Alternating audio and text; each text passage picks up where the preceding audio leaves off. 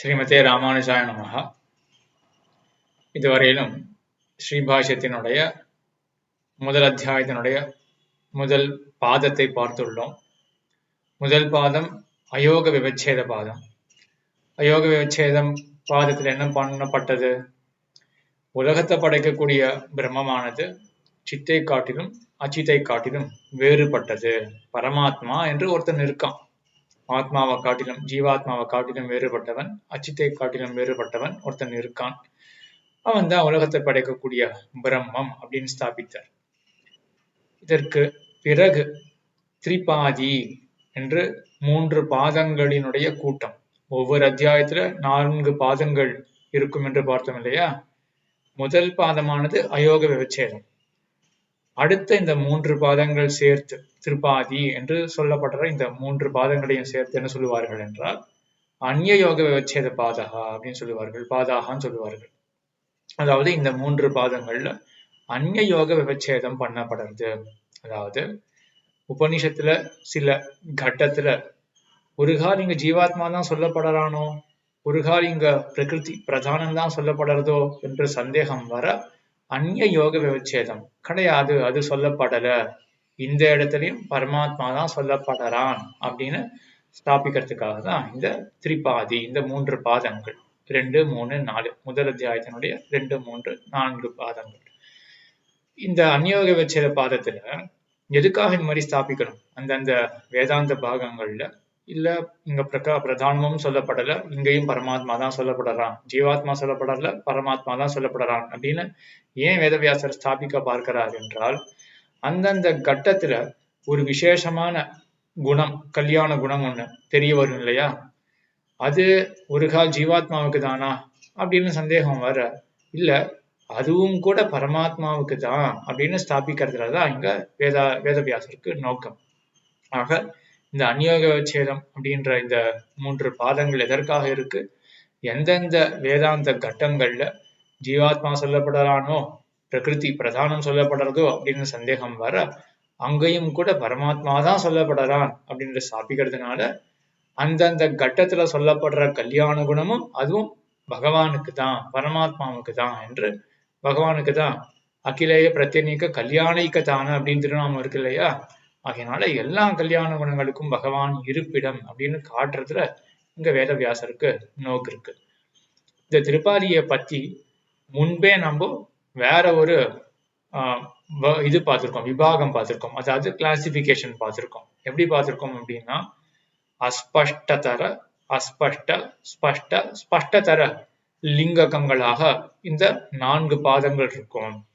முதல் பாதம் அயோக விவச்சேத பாதம் இருக்கு இல்லையா? அதுல அஸ்பஷ்டதர, அதாவது இங்க ஜீவாத்மாவோ பிரதானமோ சொல்லப்படுறது அப்படின்னு சொல்றதுக்கு வாய்ப்பே இல்லாத ஒரு பாதம் தான் முதல் பாதம் அப்படின்னு பார்த்தோம். அதுக்கப்புறம் இந்த அந்நியோக விவச்சேத பாதங்கள்ல அஸ்பஷ்ட, ஸ்பஷ்ட, ஸ்பஷ்டதர அப்படின்னு லிங்கங்கள் இருக்கும். லிங்கங்கள்னா அடையாளங்கள், சின்னங்கள். சில வாக்கியங்களை பார்த்தா ஒரு கால் இது ஜீவாத்மாவை சொல்றதோ அப்படின்னு கொஞ்சம் ரொம்ப அஸ்பஷ்டமா இருந்தாலுமே கூட ஒரு கால் இடம் கொடுக்கும், ஜீவாத்மாவை சொல்றதுக்கு இல்லாட்டி பிரதானத்தை சொல்றதுக்கு இடம் கொடுக்கும். இது அப்படிப்பட்ட வாக்கியங்கள் எல்லாம் இந்த 2வது பாதத்துல, முதல் அத்தியாயத்தினுடைய 2வது பாதத்துல விசாரிக்கப்படும். அதற்கு பிறகு 3வது பாதத்துல ஸ்பஷ்ட, சில வாக்கியங்கள்லாம் பார்த்தா ஸ்பஷ்டமாவே தெரியும் இங்க பிரதானம் தான் சொல்லப்படுறது, ஜீவாத்மா தான் சொல்லப்படுறது அப்படின்னு. அப்படிப்பட்ட வாக்கியங்கள் விசாரிச்சு அங்கும் கூட பரமாத்மா தான் சொல்லப்படுறான் அப்படின்னு 3வது பாதத்துல ஸ்தாபிப்பார். அதுக்கப்புறம் 4வது பாதத்துல ஸ்பஷ்ட தரமாக இருக்கும், மிகவும் நன்றாக விளங்கும், முடிவே பண்ணிடலாம் இங்க ஜீவாத்மா தான் சொல்லப்படுறான், பிரதானம் தான் சொல்லப்படுறது அப்படின்னு முடிவே பண்ணிடலாம். அப்படி இருக்கக்கூடிய வாக்கியங்களை எடுத்து அங்கு விசாரம் செய்து என்ன நிர்ணயம் பண்ணுவார் வேதவியாசர்? இங்கும் கூட பரமாத்மா தான் சொல்லப்படுறான் என்று நிர்ணயம் பண்ணுவார் என்று. இதுதான் இந்த 2, 3, 4ல அஸ்பஷ்ட, அப்புறம் ஸ்பஷ்ட, அப்புறம் ஸ்பஷ்டதர என்று லிங்கங்கள், சின்னங்கள், அடையாளங்கள் இருக்கும். இப்போ நம்ம பார்க்க வேண்டியது 2வது பாதம் இல்லையா? இங்க அஸ்பஷ்டமான லிங்கங்கள் இருக்கும். ரொம்ப ஸ்பஷ்டமான தெரியாது ஜீவாத்மாவோ பிரதானமோ சொல்லப்படுறது அப்படின்னு. ஆனா ஒரு காலத்துக்கு வாய்ப்பு இருக்கோ அப்படின்னு கொஞ்சம் அஸ்பஷ்டமாக ஒரு அடையாளமானது காணப்படும். சரி, இந்த பாதத்துல 6 அதிகரணங்கள் இருக்கு. அதுல முதல் அதிகரணம் சர்வ பிரசித்த அதிகரணம் அப்படின்னு. இந்த அதிகரணத்துக்கு உண்டான விஷய வாக்கியம் என்னன்னா சாந்தோகிய உபனிஷத்துல இருக்கக்கூடியது. சர்வம் கல்விதம் பிரம்ம தஜ்ஜலாநிதி சாந்த உபாசீதா அப்படின்னு இருக்கு. சர்வம் கல்விதம் பிரம்மா, இந்த மொத்த ஜகத்தும் பிரம்மம் தானே. ஏன்? ஏன்னா தஜ்ஜலான், அந்த பிரம்மத்தில் இருந்துதான் பிறந்தது, அந்த பிரம்மத்தால் தான் ரட்சிக்கப்படுறது, அந்த பிரம்மத்திலிருந்துதான் அது பிரம்மத்தை தான் லயமடையும், பிரம்மத்தில் தான் லயமடையும். ஆகினால இந்த மொத்த உலகமும் பிரம்மம் தானே அப்படின்னு இந்த வாக்கியம் இருக்கு. இதுல இப்ப என்ன விசாரம்னா, மொத்த உலகமும் பிரம்மம் அப்படின்னு சொல்லப்படுறது இல்லையா? அப்படின்னு சொல்லப்படுற அந்த பிரம்மம் என்னது? பிரம்மம் அப்படின்ற சொல்லால சொல்லப்படுறது இங்க ஜீவாத்மாவா இல்லாட்டி பரமாத்மாவா அப்படின்றதான் விசாரம். பூர்வபக்ஷம் என்ன அப்படின்னா, இங்க ஜீவாத்மா தான் பிரம்மம் அப்படின்னு சொல்லப்படலாம். எப்படி பிரம்மம்ன்ற சொல்லி ஜீவாத்மாவை குறிக்குமா அப்படின்னா, சில இடத்துல ஜீவாத்மா கூட பிரம்மம் அப்படின்ற சொல்லால குறிக்கப்படலாம். ஆனா பிரம்மம் அப்படின்றது என்ன அந்த சொல் காட்டும் அப்படின்னா, பெரிய தத்துவம் அப்படின்றது காட்டும். பிரம்மம்ன்ற சொல்லு வேதத்தையும் குறிக்கும். பிரம்மன்ற சொல்லு பிரதானம் பிரகிருதியும் அங்கங்க குறிக்கும். அதே போல பிரம்மன்ற சொல்லு பரமாத்மாவையும் குறிக்கும், ஜீவாத்மாவையும் குறிக்கும். அநேகமா பிரம்மன்ற சொல்லு பரமாத்மாவை தான் குறிக்கும். ஆனாலும் மற்ற இடங்கள்ல பிரகிருதியோ ஜீவாத்மாவையோ வேதத்தையோ குறிக்கிறதுக்கு அதை நம்ம காண்கிறோம். ஆகினாலதான் சந்தேகம். இப்ப பிரம்மன்ற சொல்லால எது சொல்லப்படுறது? ஜீவாத்மா தான் அப்படின்னு பூர்வபக்ஷி சொல்றான். ஏன் சொல்றான் அப்படின்னா, இந்த வாக்கியம் எப்படி இருக்கு? எல்லாமே பிரம்மம் தானே, மொத்த உலகமும் பிரம்மம் தானே அப்படின்னு இருக்கு. இப்படிப்பட்ட ஒரு தன்மையானது ஜீவாத்மாவுக்கு தானே சேரும். ஏன்னா ஜீவாத்மா தான் என்ன பண்றான் அப்படின்னா, பல பிறவிகள்ல எல்லா உலகமாக ஆகிறதுக்கு அவனுக்கு தான் தகுதி இருக்கு. ஒரு ஜென்மத்துல மனிதனாக இருக்கான், சரி மனிதன் அப்படின்னு சொல்லலாம் அவனு. அடுத்த ஜென்மத்துல தேவனாக இருக்கான், அடுத்த ஜென்மத்துல ஸ்தாவரமாக இருக்கான், அடுத்த ஜென்மத்துல கல்லோ கட்டையோ அதுக்குள்ள கூட ஆத்மா இருக்கு இல்லையா?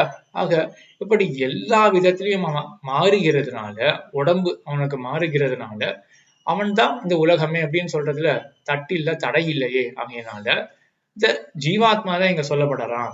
பிரம்மம் அப்படின்ற சொல்லால பரமாத்மா சொல்லப்படறான் அப்படின்னு எடுத்துக்க முடியாது இங்க. ஏன் அப்படின்னா, பரமாத்மாவும் எப்படிப்பட்டவன்? அவன் எல்லாத்த காட்டிலும் வேறுபட்டவன். அப்படி இருக்கிறவன் போயிட்டு இவன் தான் கல்லு, இவன் தான் கட்டை, இவன் தான் மனிதன், இவன் தான் ஸ்தாவரம், இவன் தான் தேவன் அப்படின்னு சொல்ல முடியாது இல்லையா? ஆகையினால இங்க பிரம்மம் அப்படின்றது ஜீவாத்மா தான். ஏன்? எல்லா உலகமும் பிரம்மம் தானே அப்படின்னு வாக்கியம் இருக்கு இல்லையா? இப்போ பிரம்மம் அப்படின்றத ஜீவாத்மான்னு எடுத்துட்டோம்னாதான் அப்போ இந்த வாக்கியத்துக்கே அர்த்தம் மட்டும். ஏன்னா ஜீவாத்மா தான் பல பிறவிகள்ல எல்லா உலகமுமாக ஆகிறதுக்கு அவனுக்கு தான் வாய்ப்பு இருக்கு. அதே போல தஜ்ஜலான் அப்படின்னு வந்தது. இந்த தஜ்ஜலான் அப்படின்றது அநேகமா நம்ம சாஸ்திர கிரந்தங்கள்ல, நம்ம சம்பிரதாய கிரந்தங்களே நிறைய அருளிச்செயல் வியாக்கியானங்கள்லயே நிறைய ஆச்சாரியால அதை எடுப்பா. தஜ்ஜலான் அப்படின்னு. தஜ்ஜலான் அப்படின்னா அதனிடமிருந்து பிறந்தது, அதே போல அதில் அடையக்கூடியது, அதே போல அதனால் காக்கப்படுகின்றது, அதனால ஜீவிக்கின்ற அப்படின்னு அர்த்தம் இந்த தஜ்ஜலான் அப்படின்ற சொல்லுக்கு. இது ஜீவாத்மாவுக்கும் பொருந்தும். ஏன்னா இந்த உலகமானது ஜீவாத்மாவாலதான் படைக்கப்படுறது, ஜீவாத்மாவாலதான் லயத்தை அடையிறது, ஜீவாத்மாவாலதான் ஜீவனத்தை அடையிறது, அதாவது ரட்சிக்கப்படுறது அப்படின்னு சொல்லலாம். எப்படி என்றால் ஜீவாத்மாவுடைய கர்மத்தினாலதான் உலகத்துக்கே படைப்புன்னு ஏற்படுறது. அப்போ ஜீவாத்மாவுடைய கர்மம் கழிந்து போறதுனாலதான் லயம்னு ஏற்படுறது. அதே போல ஜீவாத்மாவுடைய கர்மம் இருக்கிறதுனால உலகமே ஓடிக்கொண்டு இருக்கின்றது. ஆகையினால ஜீவாத்மாவாலதான் இந்த உலகமே அப்படின்னு சொல்றதுல தட்டு கிடையாது, ஜீவாத்மா தான் இந்த உலகம் அப்படின்னு சொல்றதுலயும் தட்டு கிடையாது என்று இந்த வாக்கியத்துக்கு அப்ப என்ன பொருள் அப்படின்னா, எல்லா உலகமும் பிரம்மம் தானே அப்படின்ற இந்த இடத்துல பிரம்மம் அப்படின்ற சொல்லுக்கு என்ன அர்த்தம்னா ஜீவாத்மா தான் அப்படின்னு பூர்வபக்ஷம் எழ, அதுல சித்தாந்தம் என்ன சொல்றாரு அப்படின்னா, அப்படி கிடையாது. இந்த வாக்கியத்துல பிரம்மம் அப்படின்ற சொல்லுக்கு பரமாத்மா தான் அர்த்தம். ஏன்னா எல்லா உலகம் இந்த பிரம்மம் தானே அப்படின்னு மட்டும் சொல்லிவிடல. ஏன் எல்லா உலகமும் பிரம்மம் தான் அப்படின்னு சொல்றது அப்படின்னா, அதிலிருந்து படைக்கப்பட்டு அதனால் காக்கப்பட்டு அதில் அடைகின்றபடியினால எல்லா உலகமும் பிரம்மம் தானே அப்படின்னு சொல்றது. இப்ப ஏற்கவே இந்த உலகத்துக்கு காரண பொருளாக ஒண்ணு இருக்கு, இந்த பிரம்மம் தான் உலகத்துக்கு காரணம், ஆகையினால பிரம்மம் தான் உலகம் அப்படின்னு சொல்ற மாதிரி இருக்கு இல்லையா இந்த வாக்கியத்திலிருந்து. உடனே சட்டு நமக்கு என்ன தோன்றது அப்படின்னா, ஏற்கவே இந்த உபனிஷத்து கட்டங்கள்ல பல கட்டங்கள்ல பிரசித்தமாக லோகத்துக்கு காரணமாக எது சொல்லப்பட்டிருக்கோ அதுதான் நம்மளுடைய மனசுக்கு சட்டுன்னு வரும். அதாவது இதுவும் கிட்டத்தட்ட அந்த ஆகாஷ அதிகரணத்தை போலதான். அங்க என்ன ஆயிடுத்து, ஆகாசத்திலிருந்து தானே உலகம் படைக்கப்பட்டது ஆகாசம்தானே அப்படின்ற தானே அப்படின்ற சொல்லி இருந்தது இல்லையா? அதே போலதான் இங்கேயும் கலு அப்படின்னு ஒரு பிரசித்தி. கலுன்னா தானே அப்படின்ற அர்த்தத்துல இந்த உலகம் எல்லாம் இந்த பிரம்மம் தானே படைக்கின்றது, ஆகையினால் பிரம்மம் தான் இந்த உலகம் மொத்தம் என்று சொல்ல தட்டில்லையே அப்படின்னு இந்த வாக்கியத்துக்கு அர்த்தம். அப்ப இந்த உலகம் எல்லாம் பிரம்மம் தானே படைக்கின்றது, இந்த தானே அப்படின்னு சொல்றதுனால சட்டுன்னு நமக்கு ஏற்கவே படிச்ச ஒரு விஷயம்தான் நம்ம மனசுக்கு வரும்.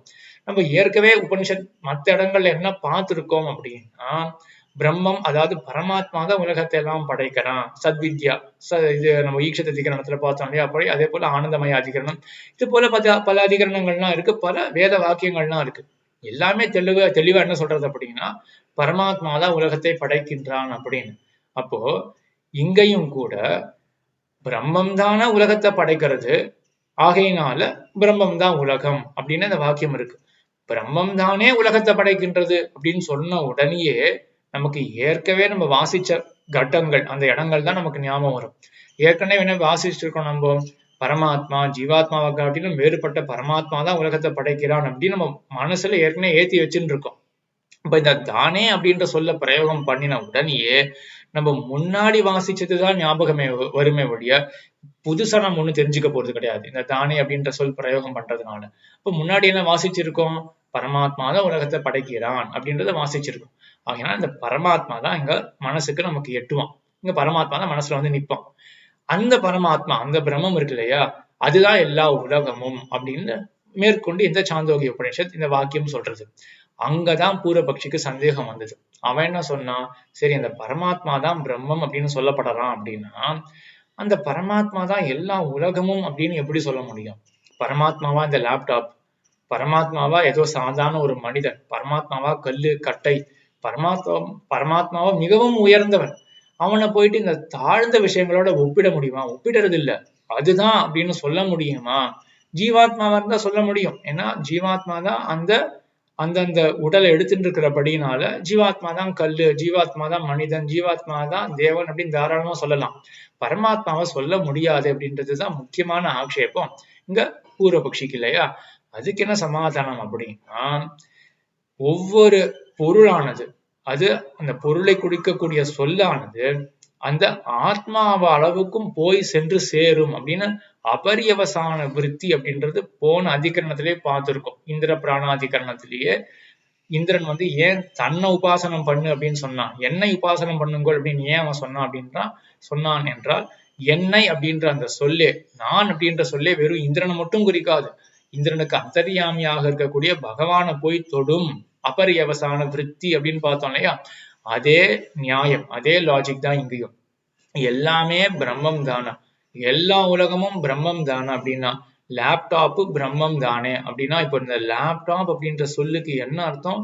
லேப்டாப்புக்குள்ள ஒரு ஜீவாத்மா இருக்கு, அந்த ஜீவாத்மாவுக்குள்ளேயும் அந்தர்யாமியாக பகவான் ஒருத்தன் இருக்கான், அது வரையிலும் அர்த்தம் வைப்போம். இப்ப லேப்டாப்குள்ள ஜீவாத்மா இருக்குமா அப்படின்ற கேள்வி வரும்னு போன வீடியோலயே சொன்னேன் இல்லையா? அதான் டிஸ்கஷன்ல தான் நமக்கு ஒன்றும் தெளிவு ஏற்படும். இப்போதைக்கு எல்லா அச்சேதனத்துக்குள்ளேயும் ஜீவாத்மா இருக்குன்றது மட்டும் மனசுல வச்சுக்கோங்க. இன்னும் சுலபமா மனிதனை உதாரணமா எடுத்துப்போமே. எல்லா உலகமும் பிரம்மம் தானே அப்படின்ற இடத்துல அந்த உலகத்துக்குள்ள அடங்கக்கூடியவன் மனிதன் கூட தானே, அப்ப மனிதனும் பிரம்மம் தானே அப்படின்னு வாக்கியம் ஒட்டாதே. மனிதன் பிரம்மம் வேற தானே, மனிதன் வேற, அவன் தாழ்ந்தவன், பிரம்மம்ன்றது உயர்ந்ததாச்சே, பரமாத்மான்றவன் உயர்ந்ததாச்சு அப்படின்ற சந்தேகம் வர, அங்கதான் என்ன நியாயம், என்ன லாஜிக் சொல்றாரு அப்படின்னா, மனிதன் அப்படின்ற சொல்லும் கூட என்ன பண்ணும் அப்படின்னா, உடல் அதை காட்டும், அத்தோட மட்டும் நிக்காது, உடலுக்குள்ள இருக்கிற ஜீவாத்மாவை காட்டும், அத்தோட மட்டும் நிக்காது, அதுக்குள்ள இருக்கிற பகவான பரமாத்மாவையும் காட்டும். அப்ப மனிதன் அப்படின்ற சொல்லுக்கு என்ன அர்த்தம்?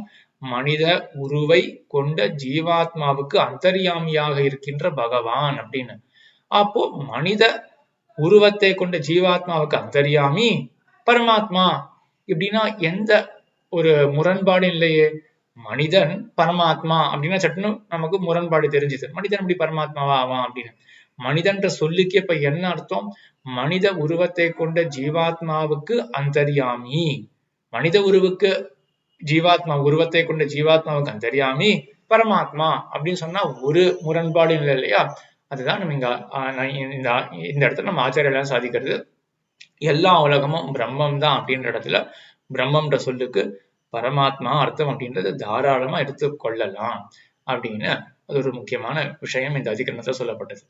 மற்றொரு முக்கியமான விஷயம் இந்த அதிகரணத்துல என்ன என்றால், அந்த பரமாத்மா எப்படி இருக்கான் அப்படின்னா, ஏஷம ஆத்மா அந்தர்ஹிருதயே அணியான யவாத்வா ஷியாமாகாத்வா ஷியாமாக தண்டுலாத்வா விரீஹேரவா அப்படின்னு அந்த பரமாத்மா இருக்கான் இல்லையா, அவன் என்னுடைய ஹிருதயத்துல இருக்கின்றான்.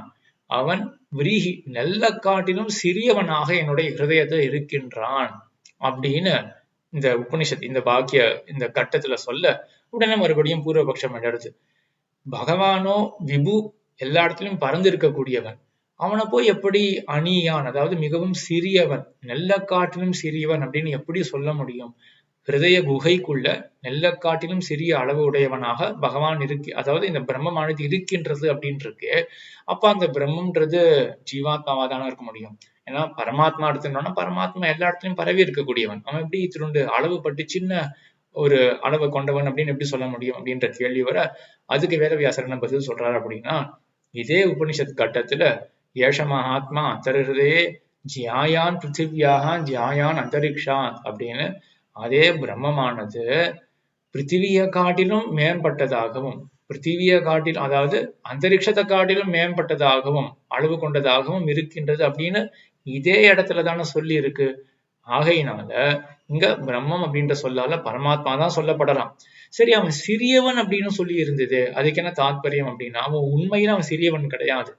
ஹிருதய குகைக்குள்ள நெல்ல காட்டிலும் சிறிய அளவு கொண்டவனாக அந்த பிரம்மம் இருக்கின்றதே அப்படின்னு அந்த வாக்கியத்துக்கு என்ன தாத்பரியம் அப்படின்னா, அவன் எல்லா இடத்துலயும் பறந்து இருக்கக்கூடியவன் தான், அவனுடைய உடம்புக்குள்ளேயும் அவன் இருக்கான். ஆனா அவனுடைய அளவு அப்படின்றத நீ அந்த மாதிரி உபாசனம் பண்ண, உன்னுடைய ஹிருதயத்துக்குள்ள அந்த, ஏன்னா ஹிருதயம்ன்றது சின்னது தானே, அந்த ஹிருதயத்துக்குள்ளேயும் பகவான் இருக்கிறபடியினால, அந்த ஹிருதயம் அப்படின்ற இடம் சின்னதாக இருக்கிறபடியினால இந்த இடத்துல பகவான் இருக்கா அப்படின்றத நீ உபாசனம் பண்ணுன்னு சொல்ல வருதே ஒழிய பகவான அளவுபடுத்தல, பிரம்மத்தை அளவுபடுத்தல. ஆகையினால இங்க பிரம்மத்துக்கு அளவு சொல்லப்படல, அளவில்லாத தத்துவம் அது பரமாத்மா தான் என்று இங்க பரமாத்மா தான் பிரம்மம் அப்படின்ற சொல்லால சொல்லப்படலாம் அப்படின்னு சொல்லி, மேலும் அப்போ ஒரு சந்தேகம் வருது, அப்போ நாம் இந்த உடம்புக்குள்ள இருக்கோம், ஹிருதயத்துக்குள்ளதான் ஜீவாத்மா இருக்கு, அதே ஹிருதயத்துக்குள்ளதான் பரமாத்மா இருக்கான் அப்படின்னா இந்த ஜீவாத்மா உடம்பால எவ்வளவு சிரமப்படுறானோ அதே போலதான பரமாத்மாவுக்கும் சிரமம் வரும். ரெண்டு பேரும் ஒரே இடத்துலதானே இருக்கோம் அப்படின்ற கேள்வி வர, அதுக்குதான் சொல்றார் வேதவியாசர், நீங்க ரெண்டு பேரும் ஒரே இடத்துலதான் இருக்கீங்கோ, ஆனா நீங்க இருக்கிறதுக்கு காரணம் வேற. அவன் அனுகிரகத்தினால இந்த ஹிருதயத்துல இருக்கான், நீ ஜீவாத்மா கர்மத்தினால இருக்க. ஆகையினால உடம்புல இருந்தாலே சுகம் துக்கம் அப்படின்றது அர்த்தம் கிடையாது, என்ன காரணத்துக்காக நீ உடம்புல இருக்க அப்படின்றதுதான் முக்கியம். ஜீவாத்மா கர்மத்தை காரணமாக கொண்டு உடம்புக்குள்ள இருக்கான் இல்லையா, அவனுக்கு அந்த கர்மம் அடியாக சுகம் துக்கம்லாம் வருது.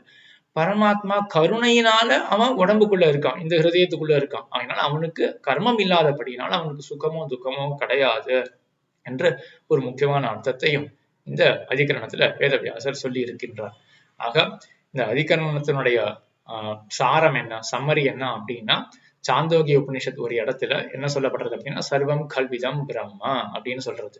பிரம்மம் எல்லா உலகமும் பிரம்மம் தானே அப்படின்னு சொல்ல அங்கதான் சந்தேகம் வருது. எல்லா உலகமும் பிரம்மம் அப்படின்னு சொல்லப்படுறது, அப்ப பிரம்மம் அப்படின்ற சொல்லால இங்க ஜீவாத்மா சொல்லப்படுறதா இல்லாட்டி பரமாத்மா சொல்லப்படுறதா அப்படின்னு சந்தேகம் வர, பூர்வபக்ஷம் என்ன எழுந்தது, ஜீவாத்மா தான், ஏன்னா ஜீவன் தான் எல்லா உலகமுமாக ஆவதற்கு வாய்ப்பு இருக்கு. பரமாத்மாவை உலகத்தை காட்டிலும் வேறுபட்டவன், அவன் எப்படி உலகமாக இருப்பான், அதனால ஜீவாத்மா தான் அப்படின்னு பூர்வபக்ஷம் வர, அதுல வேதவியாசர் சித்தாந்தம் சாதித்தார் அப்படின்னா, பரமாத்மா தான் இங்க பிரம்மம் அப்படின்னு சொல்லப்படுறான். ஏன் அவன் எல்லா உலகம் அப்படின்னு சொல்லப்படுறான் அப்படின்னா, உலகத்தை குறிக்கக்கூடிய சொல்லானது அதனுடைய அந்தர்யாமியான பரமாத்மா வரையிலும் போகும்.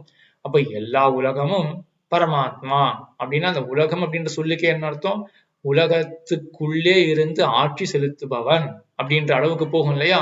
அப்போ உலகம் இஸ் ஈக்குவல் டு பரமாத்மா அப்படின்ற ஈக்குவேஷன்ல உலகம் அப்படின்ற இடத்துல அந்த சொல்லுக்கு நம்ம என்ன சப்ஸ்டிடியூட் பண்ணணும், உலகத்துக்கு அந்தர்யாமி.